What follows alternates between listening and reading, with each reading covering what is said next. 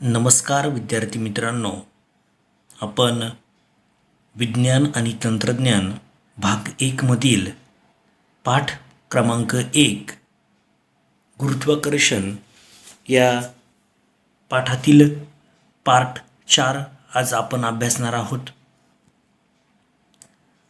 आतापर्यंत आपण जो अभ्यास केलेला आहे त्याच्यावरती नक्कीच सर्व विद्यार्थ्यांना तो भाग समजलेला आहे आणि तशा प्रकारच्या प्रतिक्रिया महाराष्ट्रातील अनेक विद्यार्थ्यांकडून माझ्यापर्यंत पोहोचत आहेत. त्यामुळं तोही एक प्रकारचा आनंदच आहे मित्रांनो. तर चला तर मग आज आपला पार्ट 4 मधील महत्त्वाचा मुद्दा आपण आज अभ्यासणार आहोत. त्याच्यामध्ये पृथ्वीचे गुरुत्वीय बल म्हणजेच अर्थ ग्रॅव्हिटेशनल फोर्स आज आपल्याला अभ्यासायचं आहे आणि काही त्याची उदाहरणं आहेत ती सुद्धा आपण आज पाहणार आहोत. पृथ्वीचे गुरुत्वीय बल म्हणजेच अर्थ ग्रॅव्हिटेशनल फोर्स. तर अर्थ ग्रॅव्हिटेशनल फोर्स म्हणजे काय मित्रांनो? पृथ्वी एखादी वस्तू स्वतःकडे कशा पद्धतीने आकर्षित करून घेते त्याला आपण त्या पृथ्वीचे गुरुत्वीय बल असे म्हणतो. म्हणजे आकाशाकडे फेकलेली एखादी क्षितिज लंब वस्तू ही आकाशाच्या दिशेकडून जमिनीच्या दिशेकडे कशा पद्धतीने ओढली जाते ते या मुद्द्यामध्ये आपल्याला अभ्यासायचं आहे. या मुद्द्यामध्ये देताना या ठिकाणी म्हटलेलं आहे, क्षितिज लंब दिशेत सरळ वर फेकलेल्या दगडाचा वेग एकसमान असेल काय, की तो कालानुसार बदलेल? कशा प्रकारे बदलेल? तो दगड सतत वर का जात नाही? थोड्या उंचीवर जाऊन तो परत खाली का पडतो? त्याची कमाल उंची कशावर अवलंबून असते?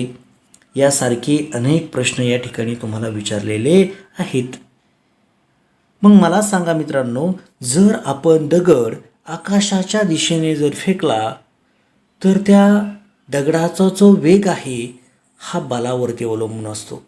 आपण किती बलाने तो दगड वरच्या दिशेने फेकत आहोत या गोष्टीवरती खरं तर त्या दगडाचा जो वेग आहे हा अवलंबून असणार आहे.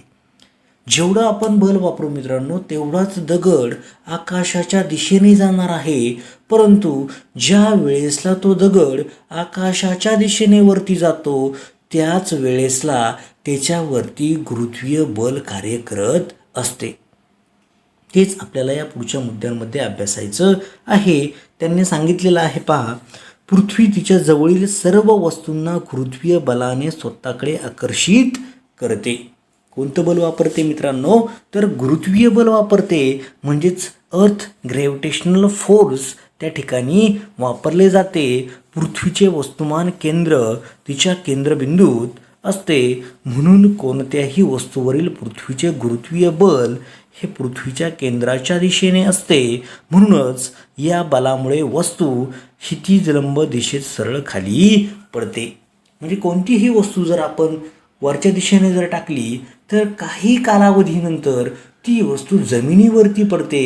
म्हणजेच ती वस्तू वरती फेकली असता ती वरती जात असताना सुद्धा त्या वस्तूवरती गुरुत्वीय बल असते मित्रांनो. आणि ते गुरुत्वीय बल त्या वस्तूच्या वेगाच्या विरुद्ध दिशेने कार्य करत असते. म्हणूनच ती वस्तू काही कालावधीनंतर जमिनीवरती आकर्षित होण्यास सुरुवात होते. तसेच आपण जेव्हा एखादा दगड क्षितिज लंब दिशेत सरळ वर फेकतो तेव्हा हे बल त्याला खाली खेचत असते. हा सगळ्यात महत्त्वाचा मुद्दा हा आहे की त्याला काय करत असते मित्रांनो? हे जे बल आहे ते बल त्याला खाली खेचत असते, त्याचा वेग कमी करते. सतत प्रयुक्त होत असलेल्या या बलामुळे दगडाचा वेग काही कालावधीत शून्य होतो व त्याच बलामुळे दगड खाली पृथ्वीच्या केंद्राकडे येऊ लागतो. म्हणजे त्या ठिकाणी सतत काय होणारं बल असतं मित्रांनो? तर गुरुत्वीय बल असतं. आणि काही कालावधीनंतर तो जो बल आहे तो काय होतो? त्या ठिकाणी शून्य होतो किंवा त्या दगडाचा वेग काय होतो मित्रांनो? शून्य होतो. व त्याच बलामुळे दगड खाली पृथ्वीच्या केंद्राकडे काय होऊ लागतो? येऊ लागतो. हे सगळ्यांनी समजून घेणं गरजेचं आहे. म्हणजे दगडावरती ज्या वेळेसला दगड वरच्या दिशेने फेकला जातो, काही कालावधीनंतर त्या वेळेसला त्याच्यावरती जे प्रयुक्त होणारं गुरुत्वीय बल आहे ते सतत त्याच्यावरती कार्य करत असतं आणि काही कालावधीनंतर ते त्याच्यावरती जे प्रयुक्त होणारं गुरुत्वीय बल आहे ते त्या दगडाला काय होतं, खालच्या दिशेने ओढून आणतं आणि त्याच वेळेसला त्या दगडाचा वेग किती होतो मित्रांनो, 0 होतो किंवा 0 होतो आणि त्याच वेळेसला दगड काय होतो, जमिनीच्या दिशेने आकर्षित होतो. त्यालाच आपण दगड हा क्षितिज लंब दिशेने जमिनीकडे आकर्षित झाला असे म्हणतो. हे जे आता पाहिलं ते होतं पृथ्वीचे गुरुत्वीय बल. आता पुढे तुम्हाला काही उदाहरणे दिली आहेत मित्रांनो. ही खरं तर सोडवलेली उदाहरणं आहेत. ही तर आपण घेणारच आहोत, परंतु जी तुम्हाला पुस्तकाच्या पाठीमागं सोडवायला जी उदाहरणं दिलेली आहेत त्यांचा हे आपण आपल्या पुढील पार्टमध्ये अभ्यास करणार आहोत, जेणेकरून तुम्हाला पैकीच्या पैकी गुण कसे मिळतील यावरती आपलं लक्ष केंद्रित असणार आहे. तर या सोडवलेल्या गणितामध्ये काय दिलेलं आहे मित्रांनो ते पहिलं आपण समजून घेऊ की काय म्हटलेलं आहे इथे. मागील उदाहरणातील महेंद्रवरील पृथ्वीच्या गुरुत्वीय बलाचे परिमाण काढा. आता मागचं आपण पार्टमध्ये एक एक्झाम्पल पाहिलं होतं पहा मित्रांनो, आणि त्यामध्ये वेगवेगळ्या ज्या वस्तू दिल्या होत्या, 2 वस्तू सांगितल्या होत्या, मास यम किंवा वस्तुमान 1 आणि वस्तुमान 2 च्या अशा 2 वस्तू आपण त्या मागच्या गणितामध्ये पाहिल्या होत्या. या ठिकाणी तुम्हाला गणित दिसत आहे. तर यामध्ये म्हटलं होतं महेंद्र व विराट याच्यावरती त्यांनी वस्तुमान दिलं होतं पहा 75 आहे. दुसऱ्या वस्तूचं सांगितले 80 आहे. जीची किंमत सुद्धा आपल्याला दिली होती, किती होती ती 6.67 गुणिले 10⁻11 एवढी होती. म्हणजे एवढं हे एक्झाम्पल आपण मागच्या पार्टमध्ये अभ्यासलेलं आहे. आणि ह्याच एक्झाम्पलच्या बेसवरती तुम्हाला या ठिकाणी दुसरं एक्झाम्पल दिलेलं आहे. आपल्याला त्याच किमती या ठिकाणी वापरायच्या आहेत. फक्त आपला जो गुरुत्वीय बलाचा सिद्धांत आहे त्या गुरुत्वीय बलाचा सिद्धांत ह्या पृथ्वीच्या गुरुत्वीय बलाच्या नुसार आपल्याला काय करायचं आहे मित्रांनो, वापरायचा आहे. मग त्यांनी म्हटलेलं आहे की मागील उदाहरणातील महेंद्रवरील पृथ्वीच्या गुरुत्वीय बलाचे परिमाण काढा. तर त्याची व्हॅल्यू आपल्याला या ठिकाणी काढायची, त्याची किंमत काढायची आहे मित्रांनो. आता पृथ्वीचे वस्तुमान सगळ्यांना माहिती असेल किती आहे. तर पृथ्वीचे वस्तुमान किती आहे मित्रांनो, 6 गुणिले 10⁻24 एवढं पृथ्वीचे वस्तुमान आहे. पृथ्वीची त्रिज्या आपल्याला माहिती आहे किती आहे मित्रांनो, पृथ्वीची त्रिज्या 6.4 गुणिले 10⁻6 मीटर एवढी आहे. महेंद्रचे वस्तुमान आपल्याला माहिती असेल, जे होतं आपण मागच्या त्या एक्झाम्पलमध्ये पाहिलं होतं की 75 kg एवढं होतं मित्रांनो. आणि जी किंवा कॉन्स्टंटची किंमत सगळ्यांना माहिती असेल ती असते 6.67 गुणिले 10⁻11 न्यूटन मीटरचा वर्ग भागिले किलोग्रॅमचा वर्ग, ही जीची किंमत असते मित्रांनो. तर पुढे म्हटलेलं आहे पहा, गुरुत्वीय बलाच्या सिद्धांताप्रमाणे महेंद्रावरील पृथ्वीचे गुरुत्वीय बल, आपल्याला हे जे पुढं दिलेला जो फॉर्म्युला आहे त्या फॉर्म्युल्याचा आपल्याला काय करायचं आहे मित्रांनो, वापर करायचा आहे. तर काय आहे मित्रांनो हा फॉर्म्युला, ऑलरेडी आपण हा फॉर्म्युला खरं तर अभ्यासला आहे. अर्थ ग्रॅव्हिटेशनल फोर्समध्ये आपण याचा अभ्यास केलेला आहे. तर काय असतो तो नक्की, F बरोबर G m1 m2 अपॉन आरचा काय घेतो मित्रांनो, वर्ग घेतो आपण. m1 आणि m2 म्हणजे काय असतात, तर ती मासेस असतात किंवा वस्तुमान असतात. आणि त्या 2 वस्तूंमधील जे अंतर आहे ते आपण आरने काय करतो मित्रांनो, दाखवतो. म्हणजे त्या 2 वस्तूंमधील अंतराचा आपण वर्ग घेतो. म्हणजे F बल बरोबर काय भेटतं मित्रांनो, G म्हणजे त्या ठिकाणी आपल्याला काय दिला आहे, तो कॉन्स्टंट आहे किंवा स्थिरांक आहे. m1 m2 या ठिकाणी काय आहेत मित्रांनो, m1 m2 ही मासेस म्हणजे वस्तुमान आहेत त्या 2 वस्तूंमधील. आणि आर स्क्वेअर काय आहे मित्रांनो, तर आर स्क्वेअर ही m1 m2 यामधील जे अंतर आहे ते अंतराचा काय आहे मित्रांनो, तर वर्ग आहे. तर कशा पद्धतीनं त्या ठिकाणी आपल्याला त्या व्हॅल्यू येतात ते आपण पाहूया. आता या ठिकाणी तुम्हाला फक्त किमती कशा टाकलेल्या आहेत ते पाहू. जीची किंमत इथून घेतलेली आहे मित्रांनो, ती इथे वापरलेली आहे जीची किंमत. त्यानंतर पुढे काय वापरलं आहे मित्रांनो, M1ची किंमत इथे तुम्हाला दिसत आहे. किती आहे मित्रांनो M1ची किंमत, तर ती 6 गुणिले 10⁴ इथे घेतलेली आहे. आणि दुसरी जी किंमत आहे मित्रांनो महेंद्रचे वस्तुमान M2 या ठिकाणी दिलेलं आहे, ते आहे 75 एवढं घेतलेलं आहे. आता ती पृथ्वीची जी त्रिज्या आहे, किती आहे पृथ्वीची त्रिज्या इथे दाखवलेली आहे पहा मित्रांनो, 6.4 गुणिले 10⁻⁷ ती या ठिकाणी आपल्याला आरच्या स्क्वेअरच्या जागेवर ठेवायची, म्हणजे इथे ठेवायची आहे. ती त्या ठिकाणी ठेवल्यानंतर आपल्याला ते उत्तर कसं भेटतं तर ते आपण पाहणार आहोत. या ठिकाणी तुम्हाला डायरेक्ट ॲन्सर दिलेला आहे, ते कसं येते उत्तर ते आपण या ठिकाणी समजून घेऊ. मित्रांनो तुम्हाला या ठिकाणी दिसत असेल की कशा पद्धतीनं हे उत्तर इथे येते हे आपण पाहूयात. तर या ठिकाणी तुम्हाला 6.67 गुणिले 75 गुणिले 6 जर आपण केलं तर आपल्याला त्या ठिकाणी त्याचं उत्तर भेटतं मित्रांनो 3001.5. म्हणजे हा 6.67 75 आणि हा जर 6 घेतला तर आपल्याला त्याचं उत्तर भेटतं मित्रांनो 3000. किती भेटतं, 3001.5 एवढं भेटतं. आता राहिलं काय मित्रांनो ते सुद्धा तुम्हाला समजून घेणं गरजेचं आहे. आता याच्यामध्ये वरच्या याच्यामध्ये काय राहिलं, 10चा हा 24वा आणि 10चा हा 11वा, म्हणजे 24 हे अधिक आहेत आणि वजा 11 त्या ठिकाणी दिलेले आहेत, म्हणजे +24 आहेत आणि इकडं -11 आहे. म्हणजे 24मधून जर 11 गेले तर त्या ठिकाणी किती राहतात मित्रांनो, 10चा कितवा घात राहील मित्रांनो, 10चा 13वा राहणार आहे. भागिले जर केला आपण, भागिले किती आहे मित्रांनो 6.4 गुणिले 10⁻⁷ आणि त्याचा काय म्हटलं मित्रांनो वर्ग घेतलेला आहे, या ठिकाणी आपल्याला खाली दिसते.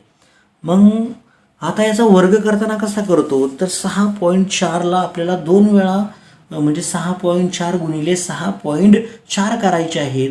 मग 6.4 गुणिले 6.4 जर केलं मित्रांनो तर आपल्याला उत्तर भेटतं 40.96. किती भेटतं 40.96. आणि या ठिकाणी जो वर्ग असतो त्या वर्गाचा जर आपल्याला अजून वर्ग करायचा असेल तर 6 गुणिले 2 करतात मित्रांनो. हे सगळ्यात महत्त्वाचं समजून घेणे गरजेचं आहे. इथे 10⁻⁷ किंवा म्हणजे असं इथे दाखवलेलं आहे पहा 10⁻⁷ गुणिले वरती 2 आहेत. मग याचा वर्ग करताना कसं करतात तर या 6 गुणिले इथे 2 करतात, म्हणजे 10वा म्हणजे 10चा कितवा घात असणार आहे, 10⁻12 असणार आहे मित्रांनो. कितवा घात असणार आहे मित्रांनो, 10⁻12 असणार आहे. मग लक्षात घ्या, मग तुम्हाला काय करायचं, आपल्याला हे उत्तर भेटलं. आता या ठिकाणी जे उत्तर भेटतंय, जर आपण 3001.5ला जर 40.96ने जर भागलं तर मित्रांनो आपल्याला उत्तर भेटतं. ते उत्तर आहे 73.278. म्हणजे 3001.5 भागिले 40.96 जर आपण केलं तर आपल्याला उत्तर किती भेटतं मित्रांनो 73.278 एवढं उत्तर भेटतं. 278 एवढं काय भेटतं मित्रांनो आपल्याला उत्तर भेटतं. गुणिले जर आपण केलं तर मित्रांनो पहा, म्हणजे हे किती भेटलं आपल्याला 73.278 एवढं भेटलं. आता उत्तर किती आहे सगळ्यांना माहिती असेल, 733 एवढं आहे. पण आपल्याला किती भेटलं आहे 73.278 गुणिले या ठिकाणी 10चा कितवा घात आहे मित्रांनो 13वा आहे. या ठिकाणी किती आहे मित्रांनो 12वा आहे. म्हणजे ज्या वेळेसला हे 12 वरती जातील त्यावेळेसला ते काय होतात मित्रांनो वजा होतात.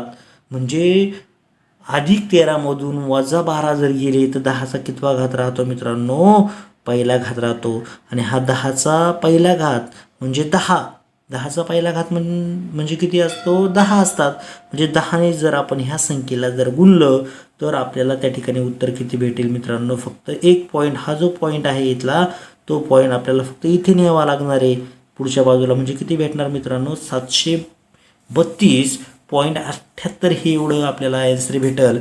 मग 732.78 म्हणजे किती, तर त्याची राऊंड फिगर जर काढली तर किती होतं मित्रांनो, ते 733 एवढं आपल्याला उत्तर भेटतं. असा हा सोपा न्यूमेरिकल किंवा आपण हे स्वतः एकदम सोपं असणारं गणित उदाहरण या ठिकाणी पाहिलं. आता पुढचं उदाहरणसुद्धा तितकंच सोपं आहे मित्रांनो. ते काय आहे नक्की ते पाहूया. उदाहरण क्रमांक 2 तुम्हाला त्या ठिकाणी दिलेलं आहे. पहा, विराम अवस्थेतून सुरू करून पृथ्वीच्या गुरुत्वीय बलामुळे उंचीवरून खाली पडत असल्यास 1 सेकंदानंतर महेंद्राचा वेग किती असेल. हा लक्षात घ्या. आता मागच्या समीकरणामध्ये सुद्धा आपण हा संपूर्ण जो फॉर्म्युला होता आपला किंवा जे सूत्र होतं तेच सूत्र मित्रांनो आपल्याला इथे वापरायचं आहे. न्यूटनचा जो नियम आहे, 2 नियम खरं तर या ठिकाणी आपल्याला पाहायचे आहेत. म्हणजे न्यूटनच्या पहिलं जे समीकरण आहे ते वापरायचं आहे आपल्याला. आणि न्यूटनचा जो दुसरा नियम होता मित्रांनो, एफ बरोबर किती असतात, एफ बरोबर ma, गुरुत्वाकर्षणाचा जो दुसरा त्यांनी मांडलेला जो नियम होता तो आपल्याला या ठिकाणी अभ्यासायचा आहे. म्हणजे एफ बरोबर ma म्हणजे काय मित्रांनो, तर बल बरोबर काय असतं, वस्तुमान गुणिले त्याचं त्वरण. हेच या ठिकाणी सुद्धा आपल्याला वापरायचं आहे. तर त्या ठिकाणी महेंद्राचा सुरुवातीचा वेग किती असणार आहे, ज्यावेळेसला तो त्याच्या सुरुवातीच्या अवस्थेमध्ये असणार आहे, तो किती असणार आहे मित्रांनो, u बरोबर 0 असणार आहे. आणि तुम्हाला मी मागच्याच पार्टमध्ये सांगितलं फी आणि यू म्हणजे काय आहे. फी म्हणजे काय मित्रांनो, फी असतो आपली जी सुरुवातीचा वेग सुरुवातीचा वेग म्हणण्यापेक्षा तो काय असतो मित्रांनो, शेवटचा वेग असतो किंवा फायनल व्हॅलॉसिटी म्हणतात त्याला. आणि हा जो यू आहे हा सुरुवातीचा वेग असतो आणि व्ही हा शेवटचा वेग असतो. म्हणून इथे म्हटलं आहे सुरुवातीचा वेग किती दिला आहे मित्रांनो तुम्हाला, यू बरोबर 0 घेतलेला आहे. त्यावरील गुरुत्वीय बल सुद्धा दिलेलं आहे. किती असतं मित्रांनो गुरुत्वीय बल, आत्ताच आपण या ठिकाणी गुरुत्वीय बल काढलं. किती न्यूटन आहे मित्रांनो ते गुरुत्वीय बल, 733 न्यूटन एवढं आहे. आणि महेंद्राचं वस्तुमान तुम्हाला दिलेलं आहे मित्रांनो. किती आहे मित्रांनो ते वस्तुमान, m बरोबर 75 kg. ते ऑलरेडी इथे सुद्धा तुम्हाला पाहायला भेटते. पहा, म्हणजे एमची किंमत किती आहे मित्रांनो, 75 kg एवढी आहे. आणि तुम्हाला या ठिकाणी म्हटलेलं आहे किती सेकंद म्हटलंय त्यांनी, 1 सेकंदानंतर महेंद्राचा वेग किती असेल. म्हणजे इथे तुम्हाला टाईमसुद्धा माहीत आहे, तो किती सेकंद आहे मित्रांनो, 1 सेकंद आहे. मग या सूत्राचा वापर करायचा आपल्याला किंवा एफ बरोबर ma. तर आपल्याला याची किंमत कशी भेटणार आहे मित्रांनो, याची किंमत भेटत असताना m गुणिले आहे. तिकडे जाऊन काय होणार, तो इथे येऊन काय होणार आहे मित्रांनो, खाली येऊन तो भागिले होणार आहे. म्हणजे आपल्याला हा फॉर्म्युला भेटणार आहे, महेंद्राचे त्वरण बरोबर a बरोबर F/m भेटणार आहे. मग एफची किंमत किती आहे मित्रांनो, 733 आहे. आणि एफची किंमत 733 आणि एमची किंमत किती आहे मित्रांनो, 75 आहे. म्हणजे 733ला जर 75ने भागलं तर त्या ठिकाणी आपल्याला उत्तर भेटतं मित्रांनो 9.77 मीटर पर सेकंदचा स्क्वेअर भेटतो मित्रांनो. हे मीटर पर सेकंदचा स्क्वेअर कसं आलं, तर त्या ठिकाणी वरचा जो फॉर्म्युला आपण वापरला, फोर्स म्हणजे एफ आणि खाली काय घेतलंय, वस्तुमान घेतलंय. आणि मग त्याच्यावरून आपल्याला ते भेटतं मीटर पर सेकंदचा वर्ग. आणि ह्या कोणाचं हे आहे, एकक आहे मित्रांनो, खरं तर त्वरणचं एकक आहे. मीटर पर सेकंद स्क्वेअर हा मीटरचा असतो. त्यानंतर व्हॅलॉसिटी म्हणजे किती वेगाचा काय असतो मित्रांनो, मीटर पर सेकंद असतो फक्त. त्वरणाचा काय असतो, मीटर पर सेकंदचा काय घेतो आपण, वर्ग. तुम्हाला बोर्ड एक्झामला याच्यावरती सुद्धा अर्धा मार्क्स त्या ठिकाणी अवलंबून असतो. तुम्हाला एककसुद्धा लिहायला त्या ठिकाणी खूप महत्त्वाचं आहे. म्हणजे ज्या विद्यार्थ्यांना पैकीच्या पैकी मार्क्स मिळवायचे आहेत त्या विद्यार्थ्यांना एककसुद्धा लिहिणं गरजेचं असतं. म्हणजे साधारणतः 2 किंवा 3 मार्काचा जर तुम्हाला त्या ठिकाणी एखादं उदाहरण आलं तर त्या ठिकाणी त्याचं एकक लिहिणं बंधनकारक असतं मित्रांनो. तर पुढे तुम्हाला काय म्हटलेलं आहे, न्यूटनच्या पहिल्या समीकरणानुसार काय आहे न्यूटनचं पहिलं समीकरण, व्ही बरोबर यू प्लस at. तर त्याच्यामध्ये फक्त आपल्याला किमती टाकायच्या आहेत. आपल्याला फीची किंमत त्या ठिकाणी भेटणार आहे यू म्हणजे सुरुवातीचा वेग आपल्याला माहिती आहे तो 0 आहे. त्यानंतर एची किंमत किती आहे मित्रांनो, आताच आपण काढली, एची किंमत किती आहे 9.77 एवढी आहे. म्हणजे महेंद्राचं त्वरण किती आहे मित्रांनो, तर 9.77 आहे. गुणिले त्या ठिकाणी टी म्हणजे किती वेळ दिला आहे मित्रांनो आपल्याला या ठिकाणी आपण पाहिलं पहा टीची किंमत आहे 1 सेकंद. ती जर आपण या ठिकाणी जर टाकली तर आपल्याला पुढचं उत्तर भेटतं 9.77 मीटर पर सेकंद. तुम्हाला मी आताच काही मिनिटापूर्वी सांगितलं की व्हेलॉसिटी किंवा वेगाचं जे एकक आहे ते किती असतं मित्रांनो, मीटर पर सेकंद असतं. आणि त्वरणचं किती असतं ते इथे दिलेलं आहे पहा, मीटर पर सेकंदचा वर्ग एवढं असतं. म्हणजे आपल्याला उत्तर किती भेटलं मित्रांनो, 9.77 एवढं काय भेटलं, ह्या उदाहरणाचं उत्तर भेटलेलं आहे. आता पुढचा मुद्दा आपण पाहूयात की कशा पद्धतीने तुम्हाला दिलेलं आहे. तर पुढं काय सांगितलं आहे मित्रांनो तुम्हाला पहा, एक जरा डोकं चालवा असं म्हटलेलं आहे पहा. आता हा एक आपला एक जनरल नॉलेजचा प्रश्न आहे खरं तर, आणि तो तेवढाच महत्त्वाचा आहे. न्यूटनच्या सिद्धांताप्रमाणे प्रत्येक वस्तू प्रत्येक इतर वस्तूला आकर्षित करते. आपण पाहिलं पहा, ह्या धड्याच्या सुरुवातीलाच पाहिलं की या संपूर्ण खगोलसृष्टीमधील प्रत्येक वस्तू काय करते, एकमेकांना काय करते मित्रांनो, आकर्षित करते. म्हणजेच पृथ्वी सफरचंदाला स्वतःकडे काय करते मित्रांनो, खेचते. तसेच सफरचंद ही पृथ्वीला तेवढ्याच बलाने स्वतःकडे खेचते. मग सफरचंद पृथ्वीवर का पडते, पृथ्वी सफरचंदाकडे का सरकत नाही. म्हणजे त्यांनी काय म्हटलेलं आहे, सफरचंद वरतून खाली का पडतं, पृथ्वी का नाही जात सफरचंदाकडे, असा प्रश्न त्या ठिकाणी उत्पन्न झालेला आहे. आणि त्याचं उत्तर या ठिकाणी आपल्याला दिलेलं आहे. म्हणजे ते सफरचंद का जमिनीकडे येतं, त्याचंसुद्धा त्या ठिकाणी ग्रॅव्हिटेशनल फोर्स असेल तर ते कुठं जास्त आहे मित्रांनो, तर जमिनीच्या केंद्राकडे किंवा पृथ्वीच्या केंद्राकडे जास्त आहे.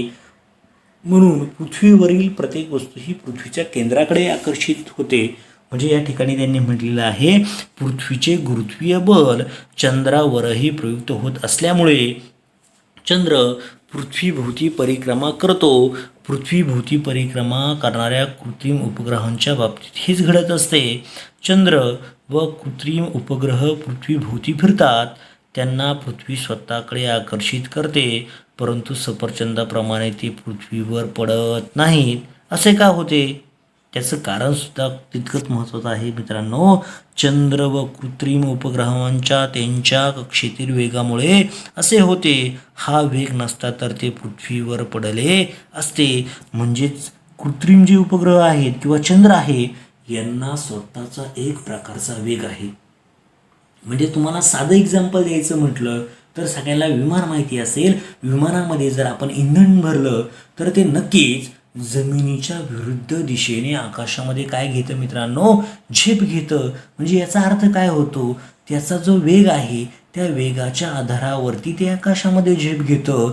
त्याचप्रमाणे येथे सुद्धा चंद्र व जे कृत्रिम उपग्रह आहेत त्यांना त्यांच्या कक्षेतील वेगामुळे काय होतं मित्रांनो, ते काय होतात, जमिनीकडे आकर्षित होतात, परंतु ते जमिनीवरती पडत नाहीत. परंतु सफरचंद आहे, सफरचंदाला त्याचा वेग नसतो. ज्याप्रमाणे हे कृत्रिम उपग्रह आहेत त्यांचा कक्षेतील वेग जास्त आहे. कोणाच्या तुलनेमध्ये, तर सफरचंदाच्या तुलनेमध्ये किंवा इतर वस्तूंच्या तुलनेमध्ये. म्हणून सफरचंद काय होतं मित्रांनो, जमिनीवरती पडतं. परंतु चंद्र असेल किंवा इतर जे कृत्रिम उपग्रह आहेत त्यांना स्वतःचा वेग असतो.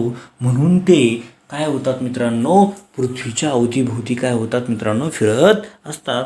असा हा महत्त्वाचा पॉईंट या ठिकाणी आपण अभ्यासला आहे. आता आपण पुढचा जो महत्त्वाचा पॉईंट आहे तो आपल्याला अभ्यासायचा आहे आणि तो तितकाच महत्त्वाचा पॉईंट आहे मित्रांनो, पृथ्वीचे गुरुत्वीय त्वरण, अर्थ्स ग्रॅव्हिटेशनल ॲक्सलरेशन आपण त्याला म्हणतो.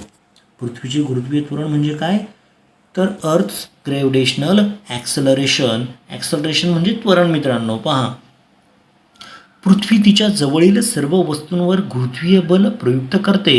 न्यूटनच्या दुसऱ्या नियमाप्रमाणे एखाद्या वस्तूवर प्रयुक्त होत असलेल्या बलामुळे वस्तूचे त्वरण होते. या नियमानुसार पृथ्वीच्या गुरुत्वीय बलामुळेही पृथ्वीचे त्वरण होते. यास पृथ्वीचे गुरुत्वीय त्वरण किंवा गुरुत्व त्वरण असे म्हणतात. आणि हे पृथ्वीचे गुरुत्व त्वरण कोणत्या लेटरने आपण डिनोट करतो मित्रांनो, किंवा कोणत्या अक्षराने दाखवतात, तर ते स्मॉल जी या अक्षराने संबोधले जाते. त्वरण ही एक सदिश राशी आहे. आता सदिश राशी म्हणजे काय मित्रांनो, तर त्याला चाल आणि दिशा या दोन्ही वस्तूंची गरज असते त्या ठिकाणी त्या राशीला आपण काय म्हणतो मित्रांनो, सदिश राशी असे म्हणतो. पृथ्वीच्या गुरुत्व त्वरणाची दिशा तिच्या गुरुत्वीय बलाप्रमाणे पृथ्वीच्या केंद्राकडे म्हणजेच क्षितिज लंब दिशेत असते. म्हणजे या ठिकाणी तुम्हाला म्हटलेलं आहे पृथ्वीचे गुरुत्वीय त्वरण म्हणजे काय आहे, त्या जीची व्हॅल्यू कुठे असते, तर त्वरण ही कोणती राशी आहे मित्रांनो, सदिश राशी आहे. तुम्हाला बोर्ड एक्झामला याच्यावरती प्रश्न येऊ शकतो की ही जी त्वरण क्वांटिटी आहे किंवा त्वरण आहे, तर त्वरण ही कोणत्या प्रकारची राशी आहे मित्रांनो, तर ती सदिश प्रकारची राशी आहे. त्याला चाल आणि दिशा या दोन्ही गोष्टींची काय गरज असते, म्हणून त्यांनी म्हटलेलं आहे त्या राशीला काय म्हटलं, त्यांनी सदिश राशी असे म्हटलेलं आहे. आणि ती कुठं असते मित्रांनो, ती पृथ्वीच्या केंद्राकडे म्हणजे क्षितिज लंब दिशेत असते. तर या जीची व्हॅल्यू किती असते किंवा त्याची किंमत किती आहे मित्रांनो, ती तुम्हाला इथे दाखवलेली आहे. पहा, पृथ्वीच्या पृष्ठभागावरील जीचे मूल्य, आणि हे पृथ्वीच्या पृष्ठभागावरील जे जीचं मूल्य आहे मित्रांनो, ते वेगवेगळं असतं. खरं तर ते सुद्धा समजून घेणं गरजेचं आहे. ही जी जीची किंमत आहे किंवा गुरुत्वीय जे त्वरण आहे, या त्वरणाची पृथ्वीवरील जी किंमत आहे मित्रांनो, ती वेगवेगळी असते. मग त्यांनी इथे दाखवलेलं आहे ते आपण पुढे पाहणार आहोत. न्यूटनच्या नियमाप्रमाणे पृथ्वीच्या केंद्रापासून r अंतरावर असलेल्या m वस्तुमानाच्या वस्तूवरील पृथ्वीचे बल F व त्या वस्तूचे त्वरण g खाली दाखवलेलं आहे. ते कसं काढता येईल ते सुद्धा तुम्हाला त्या ठिकाणी दाखवलेलं आहे. म्हणजे एफची किंमत तुम्हाला सांगितलेली आहे मित्रांनो. एफची किंमत या ठिकाणी आपल्याला दिसते. किती असते एफची किंमत, तर आपण ऑलरेडी हा पॉईंट मागच्या पार्टमध्ये अभ्यासलेला आहे. म्हणजे दोन मास यांचा काय घेतो आपण, गुणाकार घेतो, आणि त्याच्या दोन मास किंवा दोन वस्तुमान आहे त्यांच्यामधल्या अंतराचा काय घेतो मित्रांनो, आपण वर्ग घेतो. म्हणजेच आपल्याला काय भेटतं, बल बरोबर G अपॉन आर स्क्वेअर, किंवा आपण त्याला काय म्हणतो, F बरोबर G अपॉन आरचा काय घेतो आपण मित्रांनो, वर्ग घेतो. आता इथे तुम्हाला कॅपिटल M दिलेला आहे आणि स्मॉल m सुद्धा दिलेला आहे. म्हणजेच हा जो फॉर्म्युला आहे मित्रांनो, आपला जुना फॉर्म्युला सगळ्यांना आठवत असेल, F बरोबर G m1 अपॉन आरचा काय घेतो आपण, वर्ग घेतो, किंवा G भागिले आरचा वर्ग घेतो. हे आपण मागील उदाहरणामध्ये सुद्धा अभ्यासला आहे. परंतु इथं जो हा कॅपिटल M दाखवलेला आहे किंवा मोठा M दाखवलेला आहे, ते म्हणजे पृथ्वीचे वस्तुमान आहे. आणि हा जो छोटा m आहे मित्रांनो, तर हा छोटा m काय दाखवतो, तर एखादी जी वस्तू आहे की जी पृथ्वीपासून काही अंतरावरती असणार आहे, त्याचं वस्तुमान आपण या छोट्या वस्तूचं जे वस्तुमान आहे ते आपण स्मॉल एमने दाखवतो. तुम्हाला पुढे म्हटलेलं आहे बा, न्यूटनच्या नियमाप्रमाणे पृथ्वीच्या केंद्रापासूनचं जे अंतर आहे, ते केंद्रापासूनचं अंतर कोणत्या लेटरने दाखवलं आहे मित्रांनो, स्मॉल आरने दाखवलं आहे. आणि त्या वस्तूचं आणि असलेल्या वस्तू m वस्तुमानाच्या वस्तूवरील गुरुत्वीय बल कॅपिटल F व त्या वस्तूचे त्वरण G खाली दाखवल्याप्रमाणे काढता येईल. म्हणजे त्या वस्तूचे वस्तुमान किती म्हटलं त्यांनी, स्मॉल m म्हटलंय, गुरुत्वीय बल किती म्हटलं त्यांनी, F म्हटलेलं आहे, आणि त्याचं जे वस्तूचे त्वरण आहे ते स्मॉल Gने काय मित्रांनो दाखवलेलं आहे. आणि मग आता राहिला प्रश्न कोणता, कॅपिटल Mचा. कॅपिटल M म्हणजे कोणाचं वस्तुमान आहे मित्रांनो, त्या पृथ्वीचे वस्तुमान आहे. म्हणजे कॅपिटल M म्हणजे काय आणि स्मॉल m म्हणजे काय हे पहिलं समजून घ्या. कॅपिटल M म्हणजे कोणाचं वस्तुमान आहे मित्रांनो, पृथ्वीचे वस्तुमान आहे. आणि स्मॉल m म्हणजे काय, त्या पृथ्वीपासून जी वस्तू आकाशाच्या दिशेने असेल, म्हणजे एखादा सफरचंद असेल, त्या सफरचंदाचं वस्तुमान आपल्याला त्या ठिकाणी काय धरायचं आहे मित्रांनो, स्मॉल m एवढं धरायचं आहे किंवा त्या ठिकाणी कन्सिडर करायचं आहे मित्रांनो. पहा, मग आपल्याला माहिती असेल की हे समीकरण, आता इथे तुम्हाला लक्षात ठेवा, ए म्हणजे काय असतं मित्रांनो, त्वरण असतं बरोबर. हे G सुद्धा त्या ठिकाणी वापरतात. म्हणजे ए बरोबर G असतो, हे तुम्हाला पहिल्यांदा समजून घेणं गरजेचं आहे. बऱ्याच विद्यार्थ्यांना हेच माहीत नसतं की ए बरोबर G असतं. ए म्हणजे काय मित्रांनो, त्वरण आहे, आणि त्यालाच फक्त acceleration due to gravity. Acceleration due to gravity म्हणजे काय आहे की पृथ्वीचे गुरुत्व त्वरण, म्हणजे त्याला G म्हणतो आपण. मग आपल्याला न्यूटनचा दुसरा नियम सगळ्यांना माहिती असेल. काय आहे मित्रांनो न्यूटनचा दुसरा नियम, F बरोबर किती असतो मित्रांनो, ma असतं. मग ए बरोबर किती आहे मित्रांनो, हे तुम्हाला माहिती आहे का, ए बरोबर किती असतं, इथे G असतो. मग या ठिकाणी एमच्या ऐवजी जर आपण G वापरला तर आपल्याला काय भेटतं मित्रांनो, हे सूत्र भेटतं पहा. म्हणजे बऱ्याच जणांना हे माहिती नसेल की हे सूत्र कसं आलं. तर हे सूत्र कसं आलं मित्रांनो, तर तो न्यूटनचा दुसरा नियम आहे. एफ बरोबर किती असतं, एम ए एवढा असतो. म्हणजे एम ए एवढा आहे म्हणून आपण फक्त एची किंमत टाकली मित्रांनो. एची किंमत किती आहे मित्रांनो, तर जी एवढी आहे. म्हणून आपल्याला काय भेटलं, एफ बरोबर एम जी, हे समीकरण नंबर 4 भेटलं. समीकरण नंबर 3 काय आहे मित्रांनो, एफ बरोबर जी कॅपिटल एम स्मॉल एम भागिले आरचा काय असतो मित्रांनो, वर्ग असतो. हे आपले आहेत समीकरण 3 आणि समीकरण 4. तर आपण पुढचं समीकरण जे पाहूया, 5 नंबरचं समीकरण आलेले आहे. ते कसं आलं आहे मित्रांनो, तर ते सगळ्यात महत्त्वाचं तुम्हाला समजून घेणं गरजेचं आहे. आता हे जे समीकरण नंबर 3 आणि समीकरण नंबर 4 आहे, यांच्या डाव्या बाजू सारख्या आहेत. म्हणजे एफ आणि एफ, इथे पहा एफ आणि एफ सारखा दिसतोय. मग जर डाव्या बाजू सारख्या असतील तर ह्या उजव्या बाजूसुद्धा काय असतील मित्रांनो, सारख्या असतील. म्हणून आपल्याला त्या ठिकाणी समीकरण काय भेटेल मित्रांनो, ही जी एक बाजू आहे ती इकडे लिहायला लागेल आपल्याला एम जी, आणि ही वरची जी बाजू घेतलेली आहे ती या ठिकाणी दाखवलेली आहे. म्हणजे एम जी बरोबर जी एम एम अपॉन आरचा वर्ग. मग तुम्हाला एक गोष्ट याच्यामध्ये पाहायला भेटत असेल, हा जो लहान एम आहे इथे दिसतोय, हा लहान एम हा इथे काय आहे मित्रांनो, गुणिले आहे. जर तो ह्या बाजूला जर आला तर काय होईल मित्रांनो, भागिले होईल. म्हणजे इथला हा जो एम आहे, हा एम आणि हा एम एकमेकांना काय होतील मित्रांनो, कॅन्सल होतील. मग ते एम जर एकमेकांना कॅन्सल झाले तर राहिलेली किंमत फक्त काय असेल मित्रांनो, हा स्मॉल जी, इथे असणारा हा स्मॉल जी राहील. आणि उरतंय काय, फक्त जी एम भागिले आरचा वर्ग. म्हणजे हा जी एम भागिले आरचा वर्ग हे समीकरण आपल्याला भेटतं. प्रत्येकाला हे समीकरण समजलं असेल. म्हणजे किती भेटलं मित्रांनो, आपल्याला काय भेटलं, जी एम भागिले स्मॉल आरचा वर्ग भेटला आहे. परंतु हा स्मॉल आरचा वर्ग जर, आता इथे पहा, हा मुद्दा सगळ्यात महत्त्वाचा आहे. ही गोष्ट प्रत्येकाला समजून घेणं खूप महत्त्वाचं आहे. आता तुम्हाला मी सांगून टाकतो की कशा पद्धतीने ही येतं आहे किंवा त्याचं एक्झाम्पल कसं आहे. म्हणजे एक्झाम्पल पहा, समजा ही पृथ्वी आहे. ह्या पृथ्वी आणि ती पृथ्वीचं किती मास असतं मित्रांनो, किती असतं, कॅपिटल एम एवढं आहे. हे आपण वरतीच पाहिलं इथे पृथ्वीचं मास. ओके. आणि जर एखादी वस्तू ही पृथ्वीपासून काहीतरी अंतरावरती आहे, म्हणजे इथे आहे समजा, तर त्या वस्तूचं मास किती असतं मित्रांनो, स्मॉल एम एवढं असतं. हे सगळ्यांना आपण मगाशीच पाहिलं. दुसरी एक गोष्ट तुम्हाला लक्षात ठेवायची आहे मित्रांनो, जर ती वस्तू काही अंतरावरती असेल तर हे जे अंतर आहे मित्रांनो ते आपण स्मॉल आरने दाखवतो.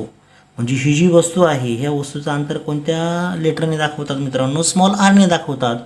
परंतु ही वस्तू जर जमिनीवरती असेल मित्रांनो तर तिचं अंतर किती असतं, कॅपिटल आर एवढं असतं. हे लक्षात घ्या. म्हणजे ती वस्तू जर पृथ्वीपासून काही अंतरावरती असेल तर ती स्मॉल आरने किंवा स्मॉल आर एवढ्या अंतरावरती असते. परंतु तीच वस्तू जर जमिनीवरती असेल तर ती कॅपिटल आर एवढी असते. म्हणून इथे म्हटलेलं आहे पहा, वस्तू पृथ्वीच्या पृष्ठभागावर स्थिर असेल तर त्या ठिकाणी आपल्याला, म्हणजे जर ती वस्तूच्या पृथ्वीच्या पृष्ठभागावर असेल तर मला सांगा मग ह्या आरची किंमत किती असेल, इथे जमिनीवरती असेल तर ती किती असणार आहे, कॅपिटल आर असणार आहे. म्हणून आपल्याला हा फॉर्म्युला भेटला किंवा स्मॉल आर बरोबर किती भेटलं, कॅपिटल आर भेटलं. हे आता प्रत्येकाला समजलेलं असेल. म्हणून मग या आरच्या वर्गाच्या ऐवजी काय घ्यायचं आपल्याला, कॅपिटल आरचा वर्ग घ्यायचा आहे. कारण की ती वस्तू काय आहे, जमिनीपासून काय अंतरावरती आहे का, नाही. ती वस्तू कुठे आहे मित्रांनो, जमिनीवरती आहे. मग आपण त्याच्या फक्त आपल्याला आता किमती टाकायच्या आहेत. इथे तुम्हाला माहिती असेल पृथ्वीचे वस्तुमान इथे 6 × 10⁻²4 एवढा असतो. त्याची त्रिज्या किती असते मित्रांनो, 6.4 × 10⁻6 मीटर एवढी असते. आणि ती जर या समीकरणामध्ये जर आपण टाकली तर आपल्याला व्हॅल्यू किती भेटते, 6.67 × 10⁻11 ही जीची किंमत आहे. मास किती असतं मित्रांनो, 6 × 10⁻24 हे मास असतं. हे पृथ्वीचं मास आहे खरं तर. आणि त्याची जी त्रिज्या आहे ती त्रिज्या तुम्हाला या ठिकाणी दाखवलेली आहे. ती किती आहे मित्रांनो, 6.4 × 10⁻6 एवढी काय आहे मित्रांनो, त्रिज्या आहे. आणि ज्या वेळेसला आपण हे समीकरण सोडवणार आहोत मित्रांनो त्यावेळेसला आपल्याला उत्तर किती भेटतं, 9.77 मीटर पर सेकंदचा काय भेटतो मित्रांनो, वर्ग आपल्याला पाहायला भेटतो. असं हे साधं आणि सिंपल ही 7 नंबरची जी व्हॅल्यू आहे मित्रांनो, ही व्हॅल्यू जीची व्हॅल्यू आहे पृथ्वीवरती वेगवेगळी आहे. आणि ती कशी आहे ते आपल्याला पुढे पाहायचं आहे. म्हणजे त्याची खरं तर कॉन्स्टंट किंमत जर घेतली तर 9.8 एवढे घेतात. म्हणजे सर्व आपण जी इयत्ता 12वीला तुम्ही ज्या वेळेसला येशाल किंवा पुढे 11वी-12वी सायन्सला येशाल त्यावेळेसला जीची किंमत ही 9.8 एवढी घेतली जाते. जी 9.8 घेतली जाते खरं तर सर्वत्र. कारण की त्या 9.8च्या व्हॅल्यूच्या इतर थोडंसं कमी किंवा थोडीशी जास्त व्हॅल्यू असते. ते आपण कशी असते ते आपल्याला पुढे पाहायचं आहे. पहा, मला इथे दाखवलेलं आहे त्यांनी की हे जे त्वरण आहे मित्रांनो ते कसं आहे आणि किती आहे. पहा, हे त्वरण केवळ पृथ्वीचे वस्तुमान कॅपिटल एम व तिची त्रिज्या कॅपिटल आर वर अवलंबून असते व म्हणून ते पृथ्वीवरील कोणत्याही वस्तूसाठी समान असते. वस्तूच्या कुठल्याही गुणधर्मावर ते अवलंबून नसते. म्हणजे ते प्रत्येक वस्तूसाठी कसे असते मित्रांनो, सारखे असणारे, समान असणारे. त्यांनी म्हटलेले वस्तूच्या कुठल्याही गुणधर्मावरती ते अवलंबून नसते. म्हणजे ते वस्तूच्या कुठल्याही गुणधर्मावरती अवलंबून नसते आणि ते प्रत्येक वस्तूसाठी कसे असते मित्रांनो, समान असते. जर हा झाला, आता त्याचा पुढचा महत्त्वाचा पॉईंट आपल्याला अभ्यासायचा आहे जीच्या मूल्यात होणारे बदल. आता जीची किंमत किती आलेली आहे, 9.77 एवढी आलेली आहे. आता आपलं जे पुढचं लेक्चर असणार आहे किंवा जो पुढचा पार्ट आहे त्याच्यामध्ये जीच्या मूल्यात कसा बदल होतोय किंवा जीचं मूल्य हे पृथ्वीच्या पृष्ठभागावर किती आहे, त्याच्या उंचीनुसार काय बदल होतोय. आणि तिसरा जो पॉईंट आपल्याला पाहायचा आहे की पुढच्या पेजवरती आपण पाहणार आहोत ते की त्याच्या खोलीनुसार कसा बदल होतोय. आणि त्यानंतरची महत्त्वाची कन्सेप्ट आपल्याला पुढच्या पार्टमध्ये पाहायची ती म्हणजे वस्तुमान व वजन, ज्याच्यावरती तुम्हाला हमखास बोर्ड एक्झामला नक्कीच प्रश्न विचारला जातो. वस्तुमान व वजन म्हणजे काय आणि वस्तुमान म्हणजे काय किंवा दोघांमधला फरक काय आहे, हे सर्व आपल्याला आपल्या पुढच्या पार्टमध्ये अभ्यासायचं आहे. मित्रांनो, तुम्हाला आत्तापर्यंतच्या कोणत्याही पार्टवरती कोणत्याही प्रकारचा प्रश्न त्या ठिकाणी निर्माण झालेला असेल तर नक्कीच मला तुम्ही संपर्क करू शकता. नक्कीच तुमचे जे प्रश्न आहे तुम्ही कमेंट बॉक्समध्ये टाकू शकता. एखादा पॉईंट जर समजला नसेल तर नक्कीच आपण त्याच्यावरती तुम्हाला मार्गदर्शन करणार आहे. फक्त तुमची तयारी तेवढ्या उत्साहानं करण्याची गरज आहे. तुमच्या ज्या प्रतिक्रिया येतात व्हॉट्सअपच्या माध्यमातून मला, नक्कीच तुम्ही सर्वजण अभ्यासाला लागलेले आहात. ओके, तर सर्वांना ऑल द बेस्ट. थँक्यू.